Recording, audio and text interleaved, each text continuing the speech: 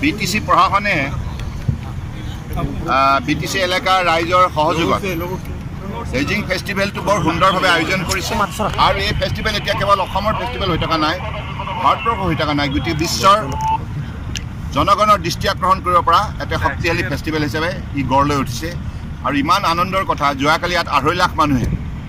এই ফেষ্টিভেলত অংশগ্ৰহণ কৰিছে দিনক দিনে ৰাইজৰ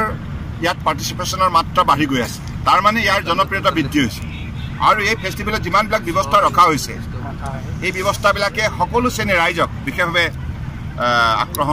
বিশেষভাৱে আগ্ৰহিত কৰিছে গতিকে মই বিশ্বাস ৰাখিছোঁ যে এই ফেষ্টিভেল এটা সময়ত বিশ্বৰ মানৱ সমাজৰ দৃষ্টি আকৰ্ষণ কৰিব পৰা ফেষ্টিভেল হিচাপে গঢ় লৈ উঠিব আৰু এই ফেষ্টিভেলৰ যোগেদি আগন্তুক দিনৰ অসমৰ আৰ্থ সামাজিক দিশ শক্তিশালী হ'ব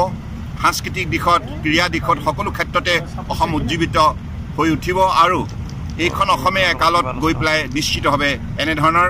অনুষ্ঠানৰ যোগেদি আমি আমাৰ বিভিন্ন শক্তিসমূহ আমি প্ৰদৰ্শন কৰিবলৈ সক্ষম হ'ম so this is a great opportunity for all of us this Dezing festival is no more a festival of Assam it has become a like national festival now it is going to draw the attention of the global society and the addition of different like item in this particular festival makes the people more happy and more cooperative and I believe this festival has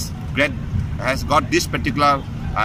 aspect of importance and which is going to draw the attention of each and everybody and this festival will definitely give a message to the people of the world that this is a festival of friendship so this is how the festival is growing day by day and especially for this festival I am thankful to the BTC chief Hagrama Mohilari and our like tourism minister Sandan Burma and his colleagues for organizing with the support of the people this kind of festival beautiful thank you